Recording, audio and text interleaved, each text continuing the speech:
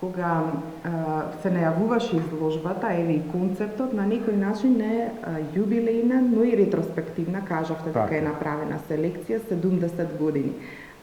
Ваш животен век, но и 45 години дипломирањето го споменавте по Белград. Сега, дали кога веќе ја поставивте во просторот поставката заедно со консултација со вашите колеги и така натаму, видовте пресвртници кои што можеби критиката и историчарите на уметноста не ги забележале? Одредени моменти кои за вас се значени, а сега во вака поставен простор и вака поставен концепт изгледаат поинаку. Па вака сега ќе кажам, критичарите забележуваат. Има тие што се, да речеме, наклонети или што имат една одредена хемија со неја што го работам. Има други кои што се во другите сфери помалку наклонети, нали? Меѓутоа забележуваат, тоа ми е професијата, тоа ми е работата, тука е нивниот талент доаѓа до израз. А она што се однесува до мене во моето движење, значи, човек од собствената, самиот себе си не може да избега. Значи, обично во сликарството ние се препознаваме во ритмот, палетата, односите на боите, тука не може да избегате никако. Тематиката, по оној начин, јас како што работам, ја откривам во процесот на работа. Значи, не е нешто што, тоа зависи од личната ваша конституција, некој ќе се даде задача однапред што сака да работи и во тој контекст го гради своето дело. Јас во процесот на работа го создавам делото. Значи, тогаш го изнаоѓам, тогаш ја изнаоѓам и содржината, тогаш ја изнаоѓам и формата. Тоа е некако наизменично оди, па и го прави мојот ден или година, да кажеме, доста возбудлива, што секојаш за мене има неочекувани резултати. А сега, поточно, дали има големи пресврти? Пресвртите се постојат, промени има, меѓутоа, јас сум една личност која што од текот на овие години го изодува својот и душевен и физички пат, нали? И се уште се надам че исчекувам уште малку.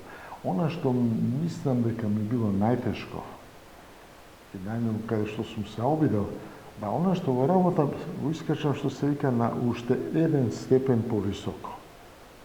Тоа е како да кажа некако, да давам некоја илустрација спортски речено, ако трчате 100 метра за 11 секунди, многу работа треба за да истрчате за 10,5.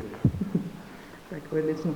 Во сиве овие години и целата таа работа која што зборувате и самиот процес кој многу илустративно го прикажувате, работите во сите медиуми, речиси, во сите техники, каде се чувствувате најсвојонака, интимно да речеме, а каде ви е најголемиот предизвик?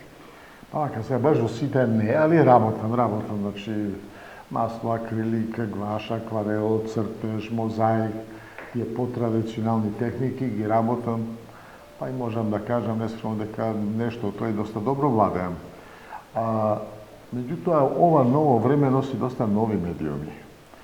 Ние сме сведоци дека скоро секоја година или секој неколку години излегува нов медиум, атрактивен со сите своји можности, има луѓе кои што се зафатиле тука доста во таа работа и претпоставам дека многу од новите генерации, а може би јас еден ден, не сум новата генерација да се разбира, ќе се пронајдем и во некој од тие медиуми. Пазите, сега секој од нас е фотограф, секој носи мобилен, секој ден фотографира, секој ден ги селектира тие фотографии, ги постира, пишува, додава. Една комуникација многу засилена меѓу луѓето. Меѓу другото, или последно прашање, вие сте и педагог. Вашето искуство и знаење го пренесувате и на помладите. Што им пренесувате на овие генерации од модерното време? Што ги учите? Како да се истрае во уметност?